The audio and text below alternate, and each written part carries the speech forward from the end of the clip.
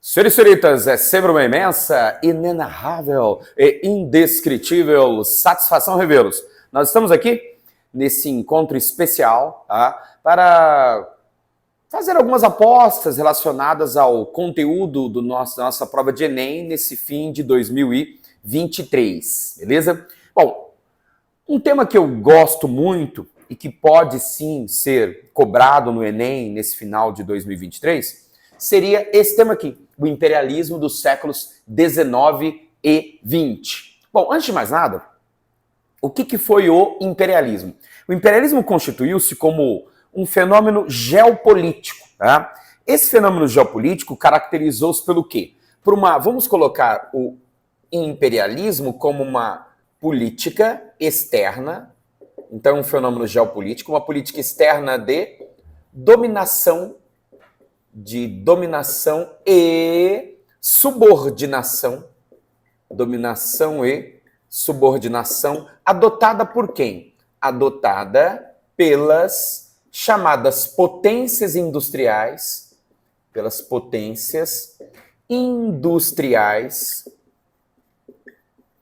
no século XIX e XX. E vejam bem, por que essas potências industriais adotaram essa política de dominação e subordinação? Para obtenção de áreas de influência, beleza? Então aqui, ó, para obtenção de áreas de influência. Perfeito? Áreas de dominação, né?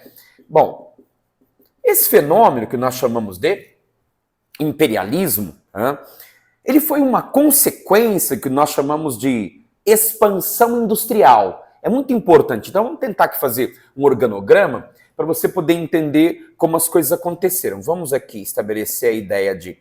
Nós tivemos, a partir do século XIX, uma expansão industrial. Beleza? A Revolução Industrial começa a partir do século XVIII, lá na Inglaterra. No século XIX, a industrialização ela se expande, atingindo França, Bélgica, Estados Unidos, Japão, Itália, Alemanha. Essa expansão industrial, então, ela começa a partir do século XIX e alguns autores chamam essa expansão de Segunda Revolução Industrial. Vejam bem, a expansão industrial, o que ela provocou? A expansão industrial, ela provocou uma demanda. Vejam bem, a expansão industrial, ela foi quantitativa, porque mais países, né, se industrializaram, mas ela também foi um processo qualitativo. Novos sistemas de produção, novos maquinários, o Fordismo, por exemplo. Então aqui nós vamos ter, com a expansão industrial, a produção aumentou muito. O aumento de produção, vamos colocar aqui então, aqui, a expansão industrial, ela gerou um aumento de produção. Esse aumento de produção, por sua vez, acaba provocando qual situação? Nós vamos ter, então, aqui, ó, uma demanda por mercados. Não é verdade? Uma demanda por mercados. Que mercados, professor? Mercados consumidores, mercados fornecedores, beleza? A gente costuma dizer que a expansão industrial, ela gera uma necessidade por 3 M's, né? Mercado, matéria-prima e mão de obra barata. Mercado consumidor, matéria-prima e mão de obra barata. Então, a demanda por mercados provoca o quê, então? Essa necessidade de obtenção de mercados acabou provocando, beleza? Uma busca por áreas de dominação. Essa busca por áreas de dominação fica conhecida como imperialismo, não é verdade? Então a demanda por mercados acabou gerando uma busca por áreas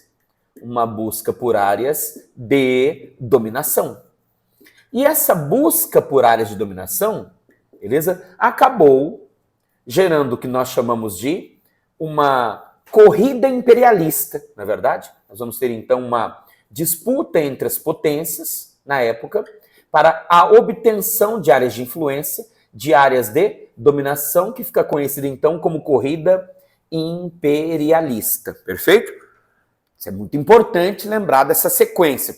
que esteve, então, intimamente ligada ao processo chamado de expansão industrial, perfeito?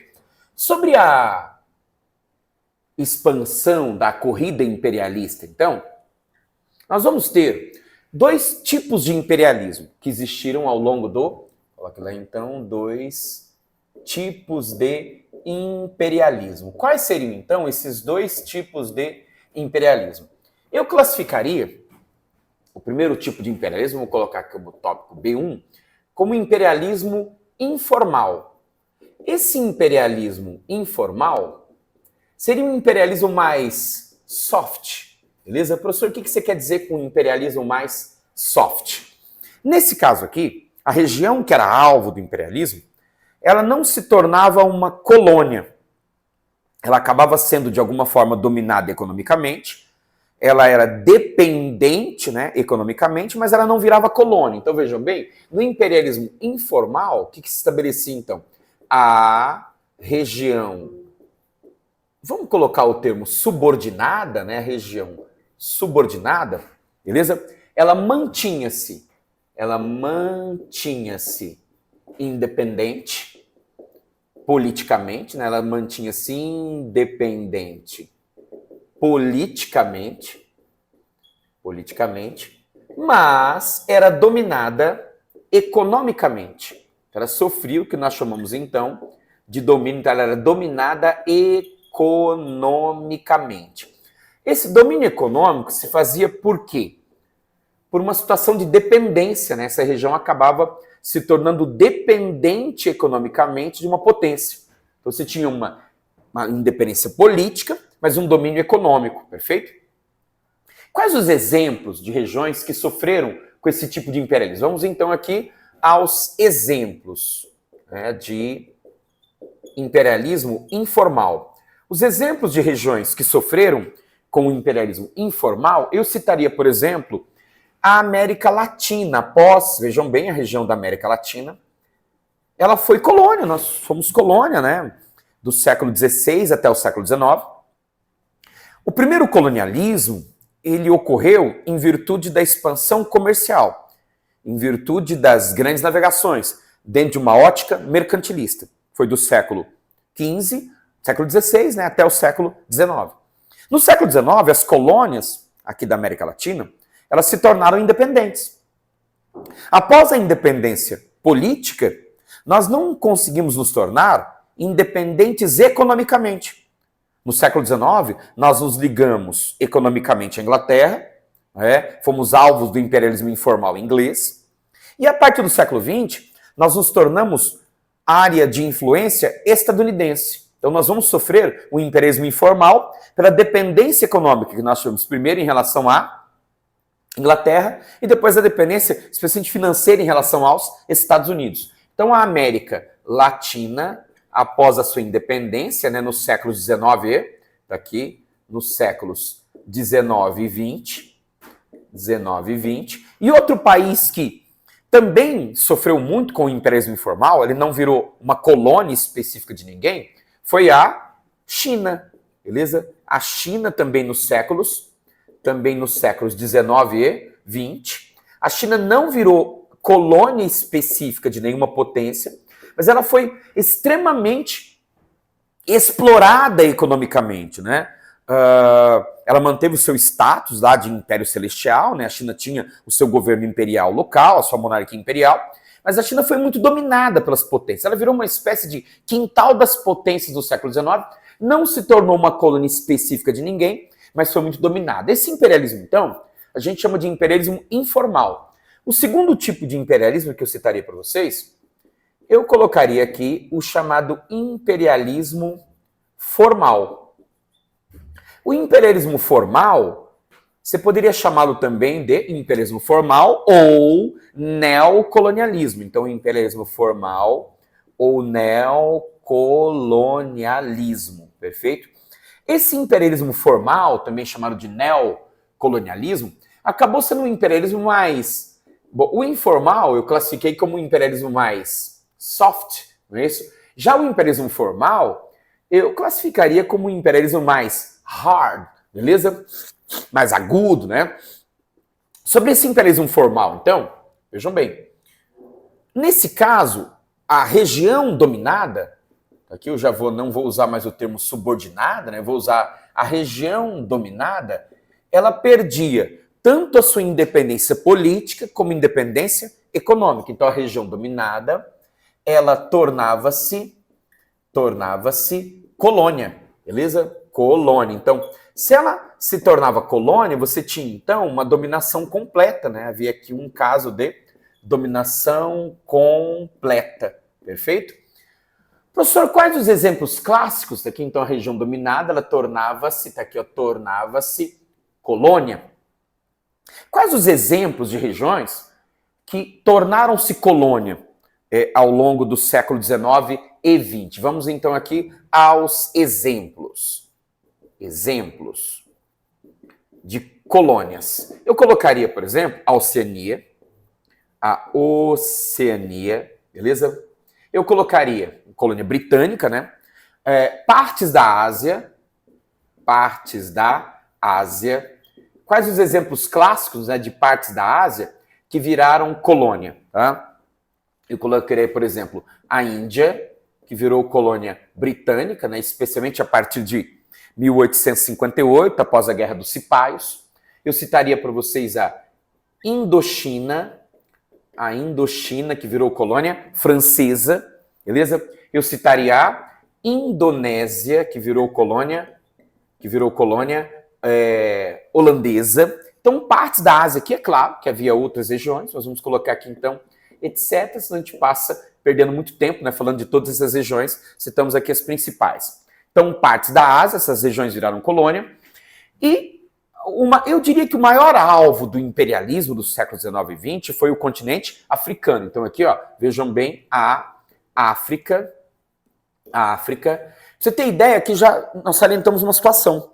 Professor, hoje a África tem mais de 50 países, beleza? São mais de 50 países.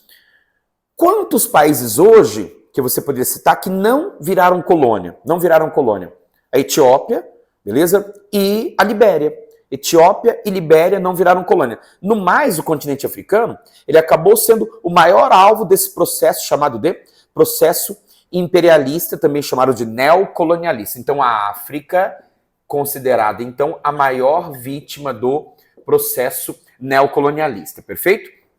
Bueno, queridos, vamos agora estabelecer o seguinte, já que nós estamos falando do imperialismo formal ou neocolonialismo, que foi o mais importante tipo de imperialismo, né? Aquele que foi mais agudo, mais profundo, algumas considerações são importantes aqui. Vamos aqui, ó, vamos tecer alguns aspectos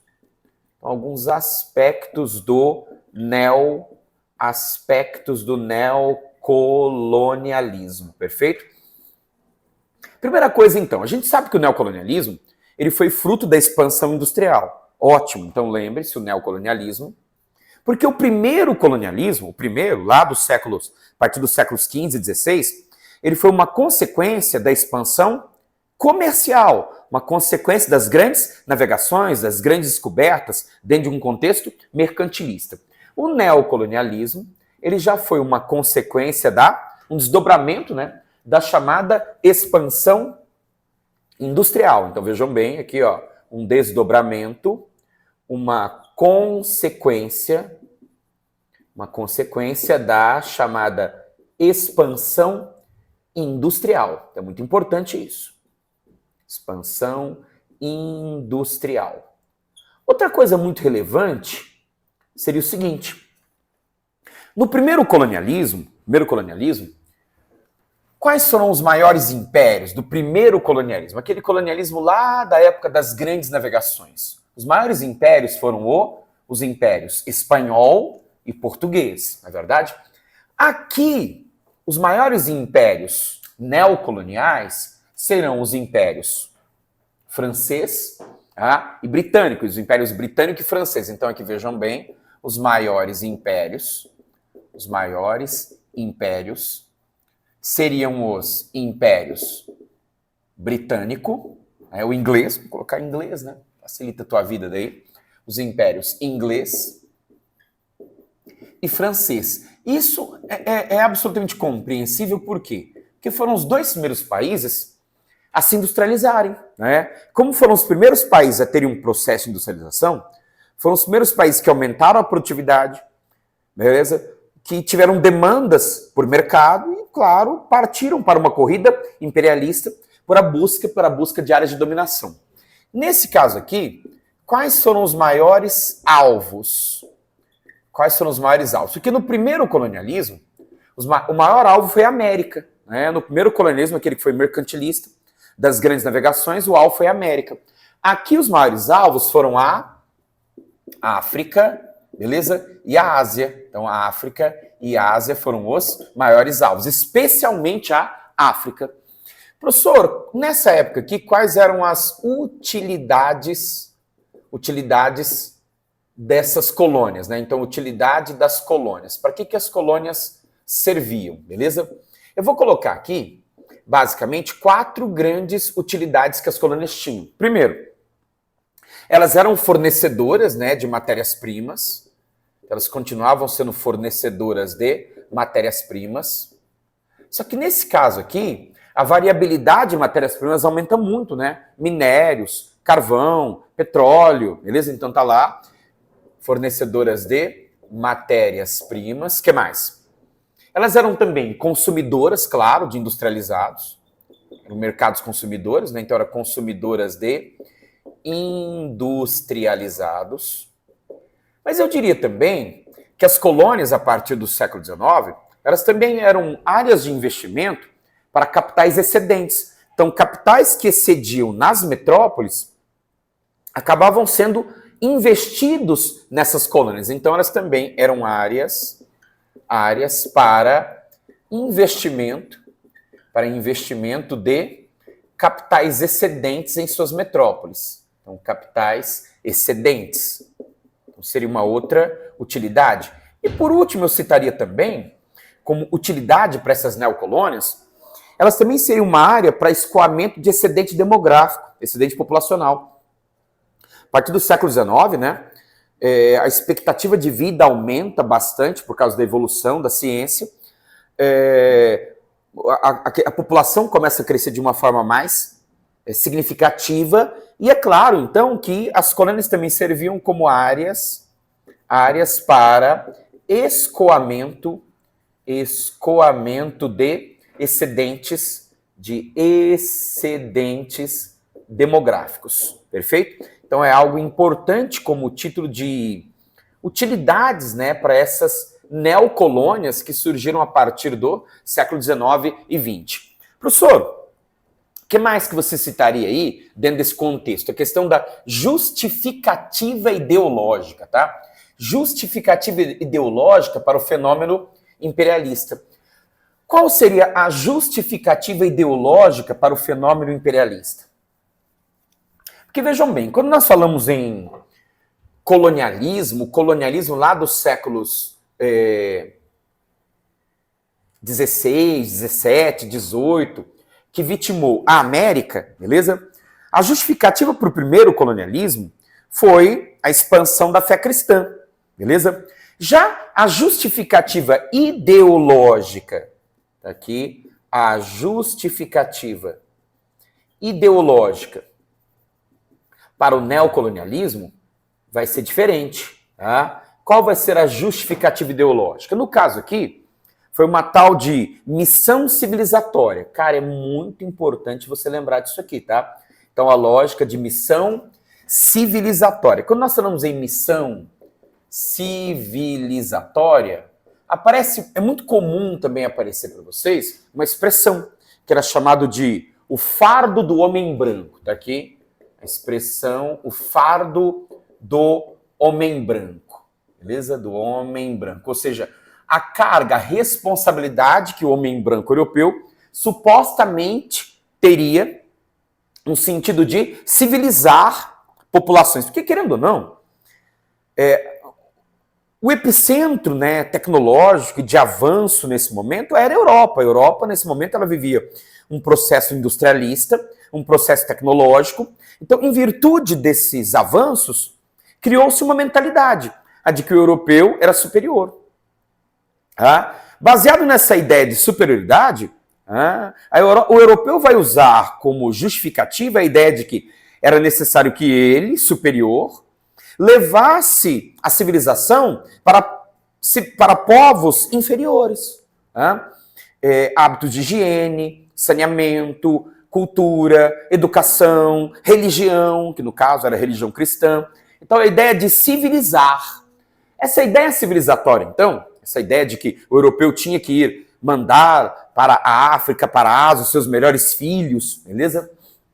Era a ideia de fardo do homem branco. Então, aqui, essa ideia de missão civilizatória, ela era baseada, então aqui, vejam bem, ela era baseada em uma teoria pseudocientífica chamada, então era baseada na teoria do chamado darwinismo social. Tá? Professor, o que era esse tal de, então, teoria do darwinismo social? O que era o darwinismo social? O darwinismo social era uma teoria pseudocientífica, tá aqui então, era uma teoria pseudocientífica. E essa teoria pseudocientífica, o que ela dizia? Ela dizia o seguinte, que o homem europeu branco era superior. Então ela criou uma espécie de mito, né? Ela estabeleceu o mito da superioridade racial. E esse mito da superioridade racial, que na época não era visto como mito, né? Era visto como algo científico, hoje nós sabemos que isso é um mito. Isso foi o argumento utilizado. Ora, se o europeu é superior, se o europeu é mais evoluído, então qual é a sua missão? A sua missão é levar civilização, cultura, ciência, conhecimento, higiene, saneamento para populações menos desenvolvidas, de regiões como a África e a Ásia. Então essa foi a justificativa ideológica para esse processo. E eu disse que esse processo ele vitimou especialmente o continente africano. E aí existe um desdobramento muito importante, né, dentro desse processo. Vamos colocar aqui, ó, se eu pensasse no desdobramento geopolítico, vamos aqui ao chamado desdobramento geopolítico. Vejam bem, o que vai rolar aqui? Durante o século XIX, início do XX, na medida em que a industrialização expandiu-se, alguns países, algumas potências industriais, lançaram-se em uma corrida imperialista. Ingleses, franceses, belgas, holandeses, partem para uma corrida imperialista ao longo do século XIX. Chegam cedo e obtêm as maiores e melhores colônias. Algumas potências chegaram tarde, porque unificaram-se de forma tardia. Por exemplo, a Itália e a Alemanha. Lembre-se que a unificação italiana, a formação do Estado Nacional Italiano só aconteceu em 1870. A formação do Estado Nacional Alemão só se consolidou em 1871. Então, a unificação italiana e alemã, na medida em que ela foi tardia, e esses países já nascem dentro de um processo industrial, quando italianos e alemães vão à busca, né, de colônias para suprir as suas necessidades, pela obtenção de mercado, matéria-prima, mão de obra barata, as maiores e melhores colônias já estavam nas mãos de quem? De ingleses, de franceses, de belgas. Isso vai provocar, então, um conflito de interesses. Então vejam bem que, qual o desdobramento geopolítico do imperialismo? Vejam bem, o imperialismo, então, ele vai provocar uma série de disputas. A gente chama de disputas imperialistas. Perfeito? As disputas imperialistas, por sua vez, que eram competições por áreas de dominação. Alguém chegou cedo, alguém chegou tarde. Quem chegou cedo? Inglaterra, França, Bélgica. Quem chegou tarde? Alemanha e Itália. Bom, alguém ficou com as maiores e melhores colônias e alguém ficou com colônias de baixa qualidade. Beleza? Isso gera uma série de disputas, que eram competições por áreas de dominação. Essas competições por áreas de dominação, por sua vez, vão provocar o quê? Vão provocar uma série de rivalidades e tensões. Rivalidades e tensões. Essas rivalidades e essas tensões vão acabar levando, na época, o mundo a um clima, né, uma animosidade entre as potências, tá? E essa animosidade entre as potências acabaram, essas disputas, essas competições acabaram levando o mundo a duas guerras mundiais. Portanto, tivemos então a Primeira Guerra Mundial, que foi de 1914 até 1918. Como ela foi muito mal resolvida, né, em virtude do Tratado de Versalhes, isso acabou também resultando, 20 anos depois, uma Segunda Guerra Mundial.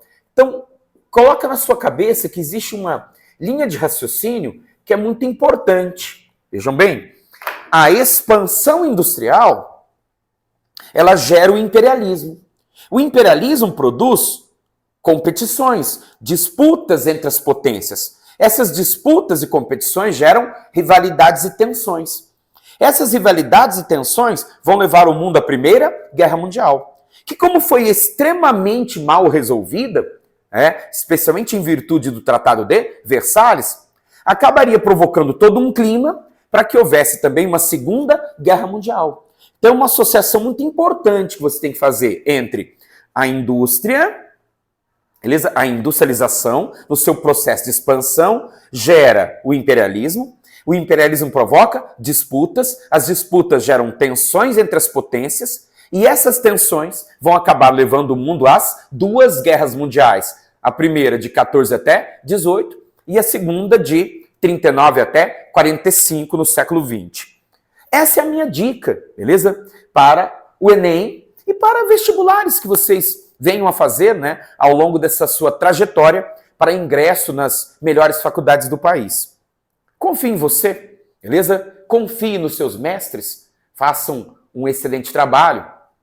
Lembre-se que depois do estudo, estude história, mas estude história com quem sempre constrói as suas pontes para a história. Professor Lucas Pontes, um abraço, beleza? E até a nossa próxima dica para vestibulares e Enem. Um abraço, meus queridos.